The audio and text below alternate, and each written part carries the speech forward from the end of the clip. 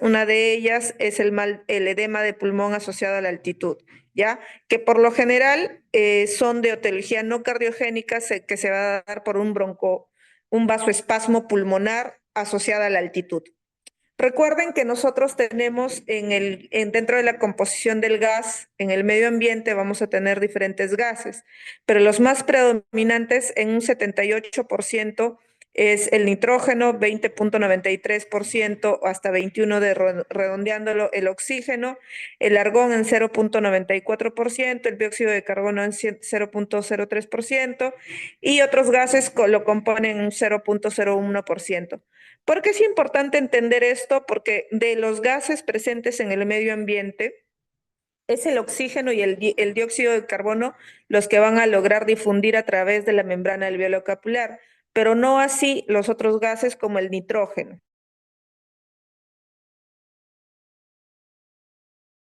¿Ya? Según el punto de la presión parcial de oxígeno va a variar. Esto por efecto de la presión barométrica que se ubica según la altitud. Pero lo que no cambia es la concentración de oxígeno en estos puntos. Si yo hablo de concentración de oxígeno o fracción inspirada de oxígeno, va a ser de 21% a nivel del mar, como en el punto más alto, que es el punto de Everest, y en todos esos puntos va a ser el FIO de 0,21 o 21%. Pero si yo hablo la presión parcial de oxígeno, eso sí varía porque tiene efecto por encima la presión la barométrica, que es la presión atmosférica. Entonces, cuando yo quiero calcular la presión parcial de oxígeno del aire, tengo que multiplicar ese 21%, que es el constante, por la presión atmosférica según la altitud a la que me encuentro o la que deseo calcular. Entonces, en esta siguiente tabla lo que vamos a ver es cómo varía la presión parcial de oxígeno inspirado según el punto de altitud y según la presión barométrica, según el nivel de altitud. Vemos que a medida que va aumentando la altitud, va aumentando la presión parcial de oxígeno va disminuyendo y la presión barométrica también va disminuyendo. Es así que mientras más alto me encuentre, a nivel de altitud más alta me encuentre, la presión parcial de oxígeno va a disminuir y esto por el efecto de la presión barométrica. En esta siguiente tabla vemos los ejemplos de la presión parcial de oxígeno en el medio ambiente según el nivel de altitud a la que nos podamos encontrar. Comparamos Caracas, que se encuentra a 1.000 metros sobre el nivel del mar, y a esa altitud la presión barométrica va a ser de 674. Decíamos que la presión parcial del oxígeno en medio ambiente se calcula la presión barométrica multiplicado por el 21%. Entonces, si yo multiplico 674 por ese 0,21, voy a calcular que la presión parcial de oxígeno en el medio ambiente va a ser de 141. Y si lo hago en la Oroya, que está a 3.000 metros sobre el nivel del mar, a una presión barométrica de 522 milímetros de mercurio, multiplico 522 por 21% o 0,21, eso va a ser 109 milímetros de mercurio de oxígeno como presión parcial de oxígeno. Veo que la presión parcial de oxígeno, mientras más alto, va a ser mucho menor, ¿ya? Entonces, no se olviden que uno de los mecanismos de hipoxemia es justamente la altitud, y eso es explicado por lo que acabo de mencionar. Luego, cuando el oxígeno o los diferentes gases llegan a nuestra vía aérea superior, hasta que alcance el alveolo, ese gas va a sufrir diferentes impactos, ya sea por el vapor del agua, por el efecto del Shandt, por el efecto del CO2, por el efecto del espacio muerto. Todo eso va a generar un efecto sobre una disminución de la presión parcial de oxígeno, ¿ya? Entonces, no es que yo inhalo la presión parcial de oxígeno del medio ambiente y va a ser igual a la presión parcial de oxígeno a nivel alveolar. no es lo mismo. Y esto, en primer lugar, porque a nivel de la vía aérea superior tenemos el vapor de agua. Y el vapor de agua va a ejercer un efecto en disminución de la presión parcial de oxígeno, como podemos ver acá. La presión parcial de oxígeno en la vía aérea superior va a ser esa presión atmosférica menos la presión del vapor de agua, y eso lo voy a multiplicar por 0,21, lo que finalmente me va a dar la presión parcial de oxígeno a nivel de la vía aérea superior. ¿Ya? Entonces, la presión parcial de oxígeno en la vía aérea superior va a ser la presión atmosférica menos la presión de vapor de agua, y eso multiplicado por la FiO2, que es 0,21 o 21%. Y eso es conocido como la presión inspirada de oxígeno. Em, Y si ponemos ejemplos, vamos a ver que a nivel del mar, que se encuentra a 0 metros sobre el nivel del mar con una presión atmosférica de 760 milímetros de mercurio, la presión parcial de oxígeno va a ser de 159. ¿Por qué multiplicamos 760 por ese 0,21 y eso nos da 159? Decíamos que si quiero calcular la presión la presión parcial de oxígeno en la vía aérea superior, tengo que restar a la presión atmosférica la presión parcial de agua, del vapor de agua, que suele ser 47 milímetros de mercurio, y a esa resta le voy a multiplicar 0,21. Finalmente, la presión de vapor de agua en la vía aérea superior a nivel del mar va a ser 150, diferente de 159 a nivel del medio ambiente. Vemos que baja. Y si esto lo hacemos a puntos de altitud mucho más altos, por ejemplo en La Paz, que es 109 milímetros de mercurio de presión parcial de oxígeno en el medio ambiente, solo en la vía aérea superior llega a bajar a 99 milímetros de mercurio, y eso por efecto del vapor de agua, que suele ser 47 milímetros de mercurio. El segundo factor que va a intervenir en la caída de la presión parcial de oxígeno que va a llegar al nivel alveolar va a ser el efecto del CO2. El CO2 va a ejercer un volumen de 5,8% al volumen que llega al alveolo. Y este se considera como el segundo factor que influye en la caída de la presión parcial de oxígeno. Es por eso que la presión de oxígeno se va a calcular como la presión atmosférica menos la presión de vapor de agua multiplicado por el FiO21, que suele ser 0,21, y a todo esto le voy a restar la presión parcial que influye el CO2, que suele ser ese 5,8%. En conclusión, la presión parcial del oxígeno a nivel alveolar va a ser la presión inspirada de oxígeno menos la presión parcial del CO2 a nivel alveolar. Y si esto lo ponemos en términos numéricos, va a ser de la siguiente manera. Decíamos otra vez que a nivel del mar nos encontramos a 0 metros sobre el nivel del mar.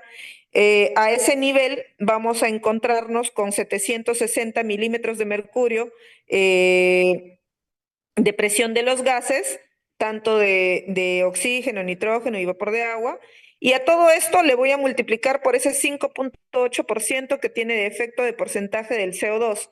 Y esa multiplicación de la presión barométrica multiplicada por ese 5,8%, ese es el resultado del valor del CO2 que va a restarse que se va a restar en volumen a la presión parcial de oxígeno, es decir, 44. Y si vemos en puntos más altos, esto suele ser menor por el efecto de la presión del 5,8% que va a ejercer de porcentaje de volumen del CO2. Y como tercer efecto tenemos, normalmente recuerden que nosotros a nivel pulmonar tenemos un shunt anatómico. Y este shunt anatómico, es decir, de flujo de sangre que no se logra oxigenar, eh, representa más o menos un 4% del gasto cardíaco. Y este sangre que no se logra oxigenar va a ejercer, en términos generales, un 4% de la sangre que no se logra oxigenar y que va a ejercer un efecto de caída del vapor de agua. Perdón. Entonces, Estas tres cosas, el vapor de agua, el efecto del CO2 y el shunt anatómico, van a influir para que el valor de la presión parcial de oxígeno del medio ambiente no sea igual a la del alveolo. Entonces, finalmente vemos que la presión parcial de oxígeno va a disminuir a medida que va pasando de la vía aérea superior hasta el alveolo por efectos de la presión del vapor de agua, por efectos del porcentaje del volumen del CO2 y por el efecto del shunt. Y a eso se le sume el nivel de altitud a la que se encuentra. Entonces vemos que la cascada del oxígeno desde el medio ambiente hasta nivel alveolar va a pasar por tres fases importantes por la cual no es la presión parcial de oxígeno del alveolo igual a la del medio ambiente. Entonces, la presión parcial de oxígeno a nivel arterial, a nivel del mar, vamos a tener más o menos una PO2 de 95 y una PCO2 de 40 en promedio. Y esto va a ir disminuyendo según la altitud a la que nos encontremos. Ahora, ¿por qué es importante todo lo que acabo de mencionar? Porque eso es la explicación fisiológica de por qué a medida que voy ascendiendo a mayor altitud, la presión parcial de oxígeno va disminuyendo y una menor presión parcial de oxígeno a llegar va a ser mucho menos a nuestros tejidos generando diferentes patologías. Se dice que por encima de los 1500 metros sobre el nivel del mar, ya podríamos experimentar estos cambios fisiológicos que acabo de mencionar. Y ya por encima de los 2.500 metros sobre el nivel del mar, vamos a experimentar enfermedades agudas como el mal de montaña o incluso el edema agudo de pulmón.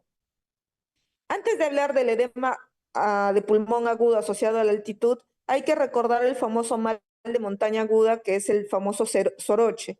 Este es un cuadro caracterizado por la presencia de dolor de cabeza asociado a náuseas, anorexia, disnea, malestar e incluso alteración del sueño. Esto por lo general se produce a las 6 horas o a las 12 horas de ascenso por encima de los 2.500 metros. Es por eso que cuando uno viaja en bus y hago viajes rápidos con ascensos significativos por encima de los 2.500, uno empieza a presentar dolor de cabeza, tiene hiporexia, tiene náuseas, no puede dormir, y el primer día y segundo día son los primeros días que van a impactar sobre la salud del paciente. Y esto es mucho más aún en aquellas personas que no logran hacer periodos de adaptación ni aclimatización, y esto más o menos se produce en hasta un 10 a 25%.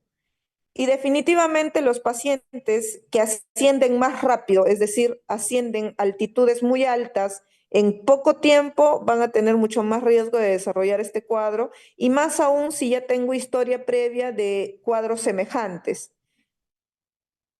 Entonces, el edema agudo de pulmón asociado a la altitud se va a caracterizar por esa pérdida de la resistencia, presencia de disnea y tos seca. Y a eso se va a hacer mucho más agudo con la presencia de la disnea en reposo. Incluso al examen físico podríamos escuchar estertores, evidencia de cianosis, el esputo asalmonado o rosado y espumoso. Y esto por lo general se va a suscitar cuando el paciente o la persona logra ascender por encima de los 3.000 metros nivel del mar entre 2 a más días después de esta exposición. Es menos frecuente, pero podría suscitarse también por encima de los 2.500 metros sobre el nivel del mar. Les decía que no solo se produce el edema agudo de pulmón, sino también existe riesgo del mal de montaña agudo, que es lo más frecuente, pero también puede darse en las formas serias el edema cerebral asociado a la altitud. Los síntomas, otra vez, la disnea, la intolerancia a la actividad física, puede haber fiebre y no necesariamente de origen infeccioso, presencia de ortopnea, esputo salmonado, espumoso.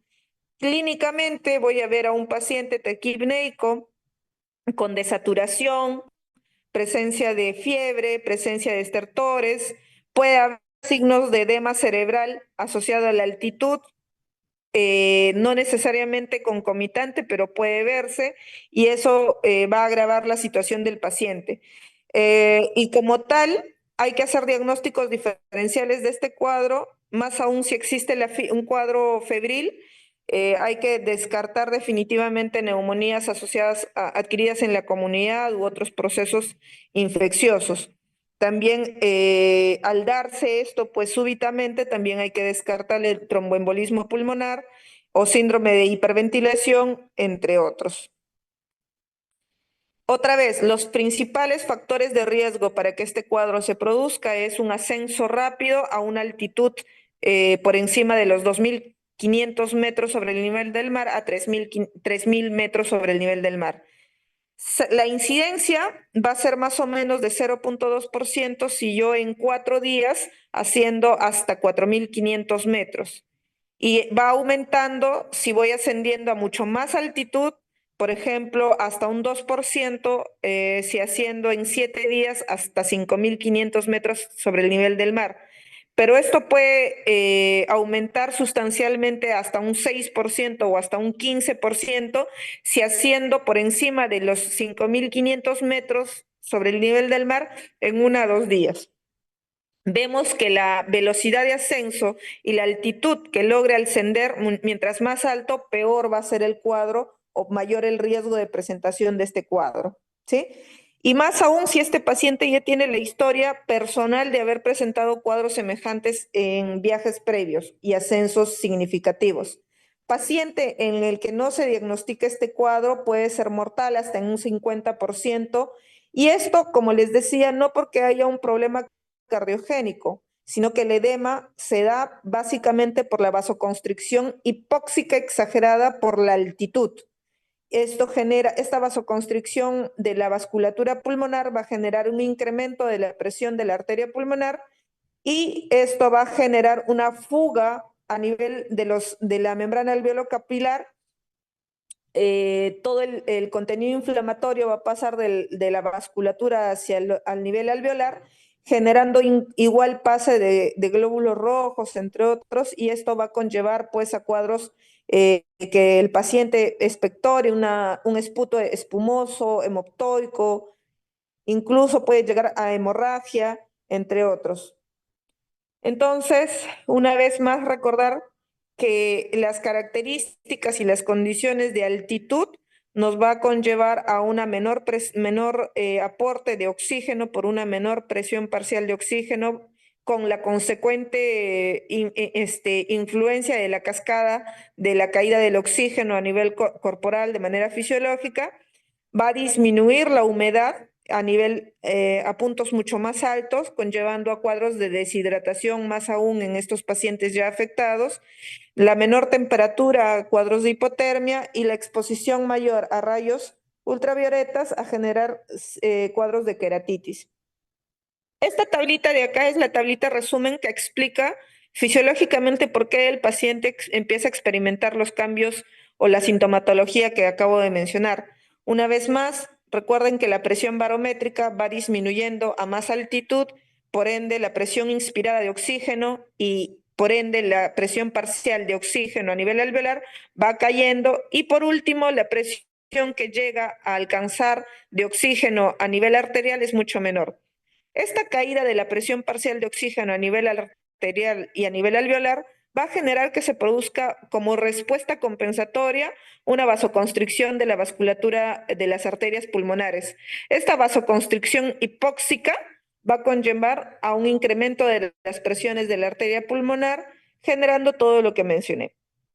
Además, esta menor presión parcial de oxígeno a nivel arterial va a conllevar a una activación del sistema simpático. Este sistema simpático va a aumentar o va a generar el incremento de la frecuencia cardíaca para compensar el gasto cardíaco, para compensar el flujo sanguíneo de los diferentes órganos.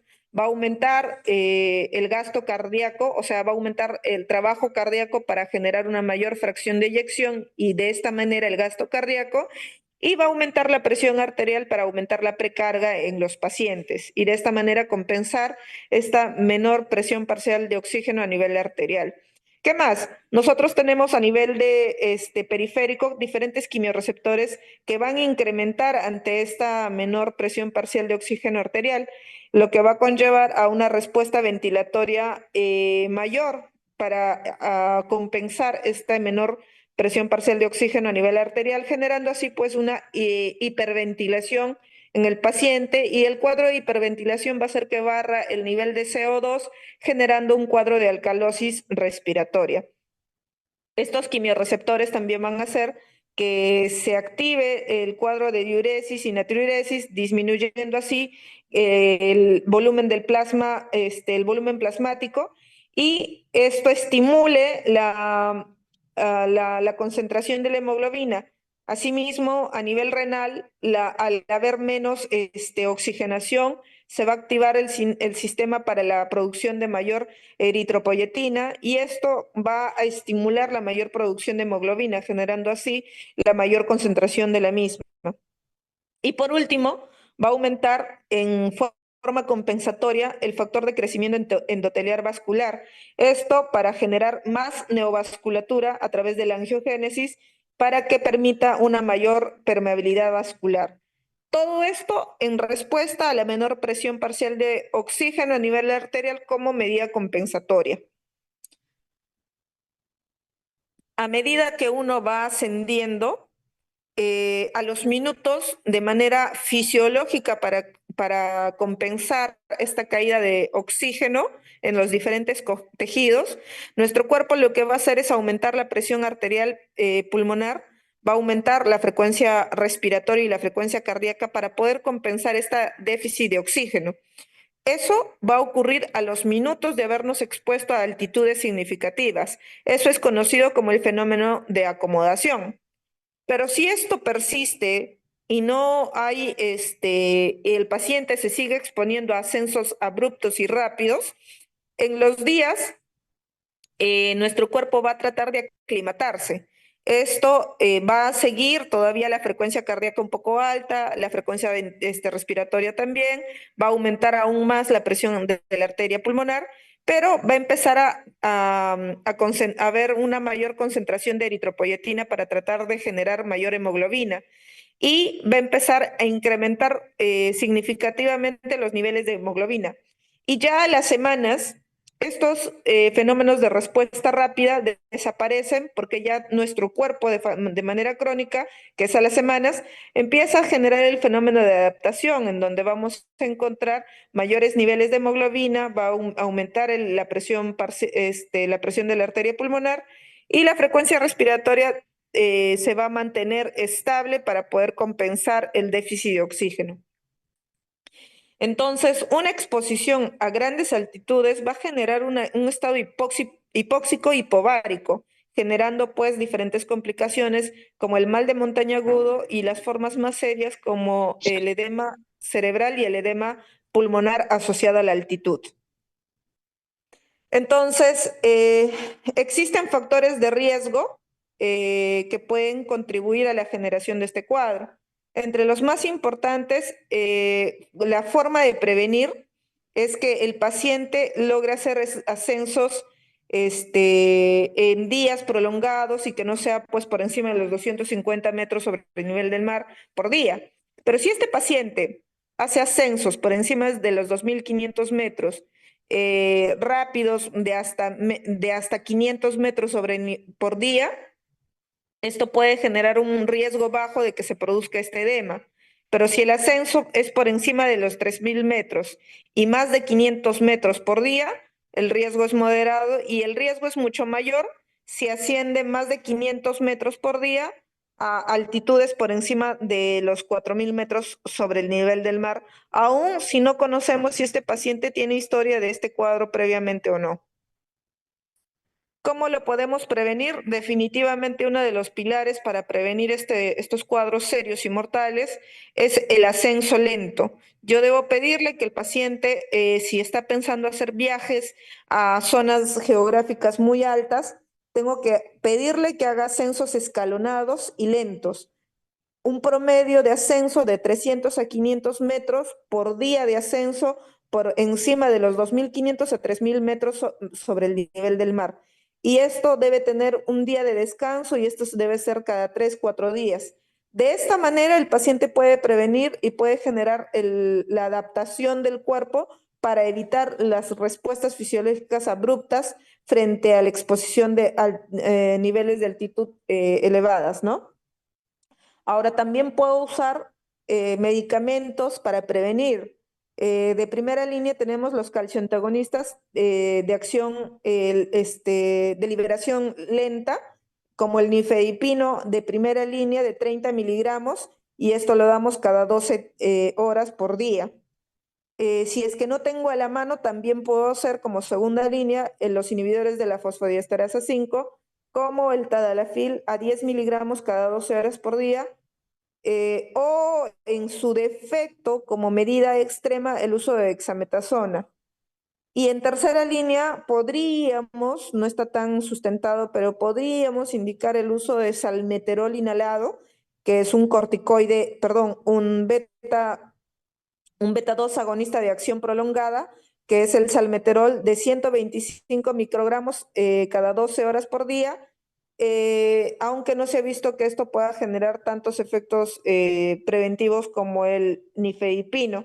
Ahora, como complicación, podría presentar el paciente tremor o taquicardia después del uso de este medicamento.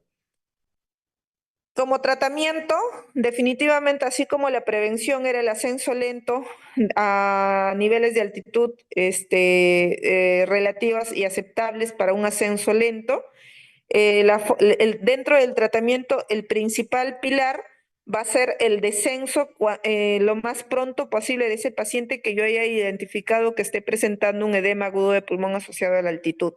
El descenso es el principal pilar de manejo para que podamos evitar complicaciones mortales para este paciente. Si por A o B no puedo lograr que este paciente pase de un punto más alto a otros niveles por condiciones ambientales, por tormentas o por limitaciones geográficas, qué sé yo, podríamos implementar otras medidas como el soporte de oxígeno para compensar este requerimiento, principalmente a través de cámaras hiperbáricas. Y mientras se logra la evacuación lo antes posible de este paciente. Esa es la primera medida y la más importante para el manejo de un paciente con este cuadro. Mientras hacemos esta principal medida, podríamos ir dando como diferentes medicamentos para el manejo de este edema, el nifedipino a una dosis de 60 a 80 miligramos de liberación lenta en 24 horas.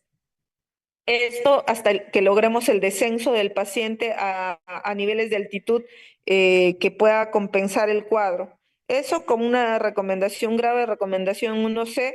Podríamos usar otros medicamentos como los beta 2 agonistas de acción prolongada, como el salmeterol, como les decía. Podríamos usar diuréticos como la furosemida o incluso la dexametasona, pero como primer nivel de evidencia y con grado de recomendación 1C, el nifedipino a 60 a 80 miligramos en 24 horas de liberación lenta.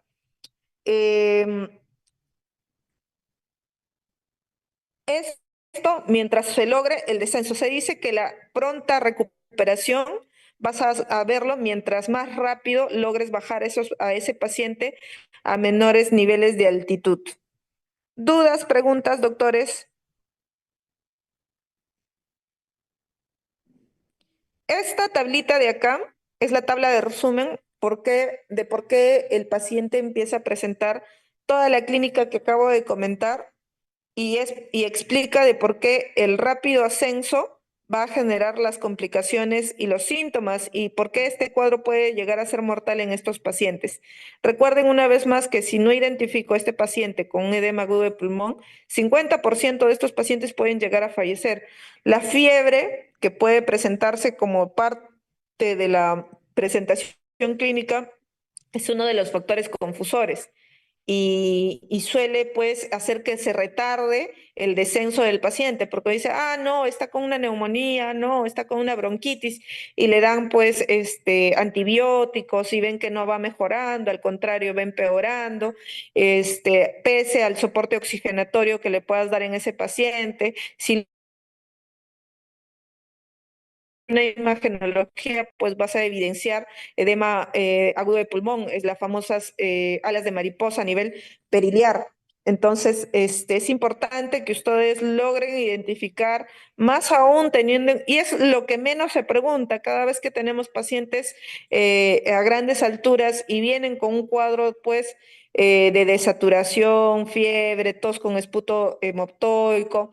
Lo que menos preguntamos es en cuánto tiempo logró llegar a ese punto y en cuánto tiempo y a cuánta velocidad hizo el ascenso.